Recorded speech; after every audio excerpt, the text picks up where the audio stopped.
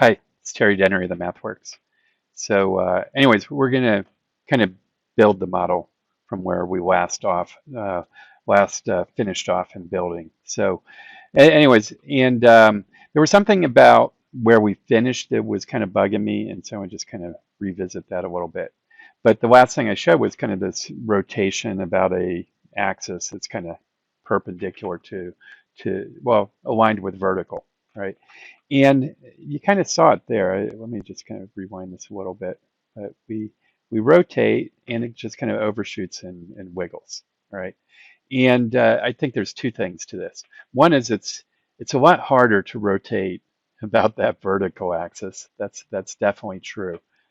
Um, but the other one is that, you know, I was going, there's something up here I need to figure out. And I spent some time on this. I was kind of, I'd say even in a little bit of a grouchy mood this weekend as I was kind of thinking about what's going on this. So anyways, so I decided to look at how the controls were doing. You know, and I thought I'd prove to myself that the controls were doing great. And you can kind of see that they are doing great for the ascent. But as we try to do this little weird rotation, that we see that we're confronted with stability issues again. Okay, and so anyways, this video is going to have a little bit more than I thought it was, including that we're going to retune those PID controls here. Okay, but let's kind of get at kind of the structural approach, right? And so we'll go into our controller here. And I told you, you know, when I first did this, that this was almost kind of an intuitive gut kind of instinct that this should work, and it certainly did kind of work. But I think I'm going to give it a little more justification this time. All right, and so this video also, just to kind of hit my time constraints, we're going to just kind of focus on the X and the Y rotations, and perhaps we'll have a dedicated video on the rotation about that Z axis too, where we get a little bit more specific.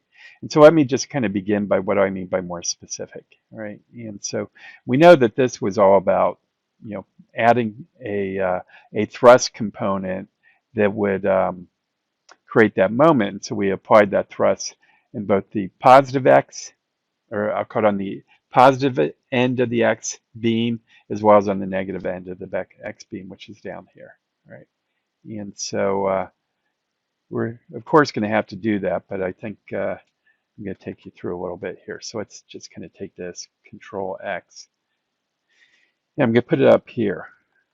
And I'm not going to call it smooth position. I'm going to call it pilot. Okay, and that this pilot, what he's really going to do is assert a rotation. And so I think at 120 seconds, that's good. And for 8 seconds, we'll rotate the vehicle. In this case, it's going to be about its y-axis, and we're going to take 8 seconds to do that. And we're going to go from 0 to 5 degrees. And so 5, to get it in radians, I'll just do it right here, multiply it by pi and divide by 180. Okay. Right. Now, the next thing I want to do is, well, let's send this in. So we bring it in right there, right? And I'll call it pilot PVA. Right? And I'll come in here, and there it is right there, right?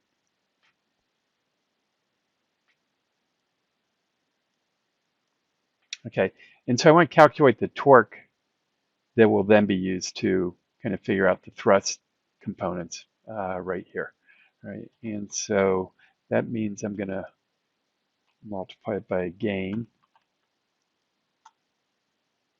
or I'll use a gain to assert the multiplication. This will be the IYY inertia. And the value of that inertia, I'm going to copy that in here right here. So it's 21,476 kilogram meters squared, right? And probably a video where I'll kind of explain why I know that so well. But in this video, you'll see that it works, and therefore it'll be validated somewhat by the fact that it did work. Okay, so anyways, let's fix this. That's pilot PVA coming in. And again, we use that designation PVA, position, velocity, and acceleration. Well, the torques could be the angular acceleration times the inertia. And so it means that we actually need to get the third component there. So I'll use a selector block to do that. Bring that in like this. And as I said, it'll be that third component. All right, so we're doing pretty good so far there, right? And I think I'll pack that into a little subsystem. I'll just call it get torque. And let's just call it torque Y.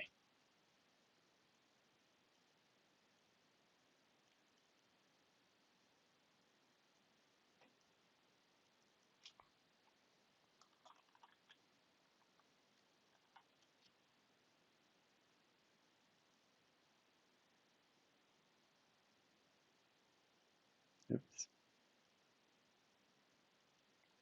Let's call this pilot PVA. Okay, so that's not quite enough yet, right? And that the whole thing of converting torque to forces, you know, it really works pretty well because it truly is the thrust of the two propeller um, engines, you know, propulsion units. That's going to be the force in the R cross F that is equal to that torque. And so to really kind of get this right, we'll divide this by its moment arm, right? And well, we'll kind of work on this canvas for a second. And so I'll get another gain. And you might recall from some of our first videos that we made those beam X and beam Y. We made them each one 5 meters long. And so that's going to be our moment arm. And so I'll divide that by 1/5. And I think here's where I'll just kind of introduce the subsystem, because what we're going to do is break that out into the XP thrust adjustment as well as the XN thrust adjustment. So let's create that subsystem. Let's kind of fix things up on this level. And this one I'll call XP. And this one will be XN.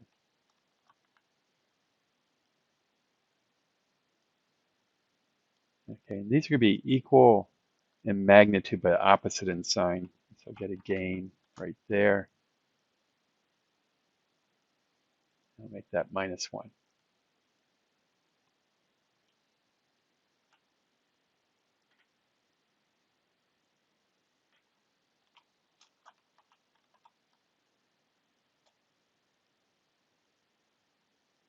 All right. And so anyways, we go like this and this. And I think we got it. So let's just try this out now.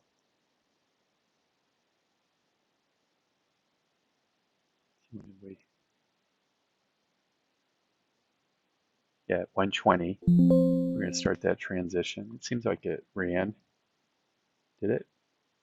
Yes, it did. Okay, so let's get up to 120.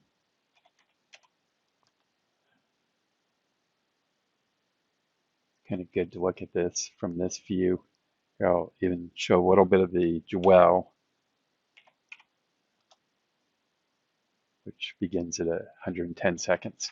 All right, so 120, that's when we should see rotation. And that's all looking pretty good. That does look like pretty close to 5 degrees. Right, and so what I'm going to show now, though, is I think by 145, we're going to see that things are getting a little bit out of kilter. Yeah, and you're beginning to see the rotation about the other, and I can just tell you, things are not working as well as they should. All right, and again, a way we can kind of measure that, well, let's do this. So go into our bus measurement,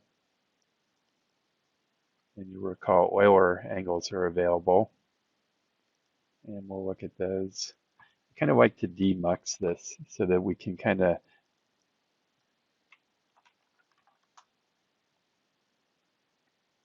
look at each component of the Euler angle separately. Enter, no, I didn't do it, so let's try that again. Okay, so we got 3 components. I'll do my best to kind of match. Oh, I did pretty well. Match the sizes. Not that well. Okay, good. All right. So anyways, let's hit run one more time. And it's the middle one, the RY that we intend to be 5 degrees.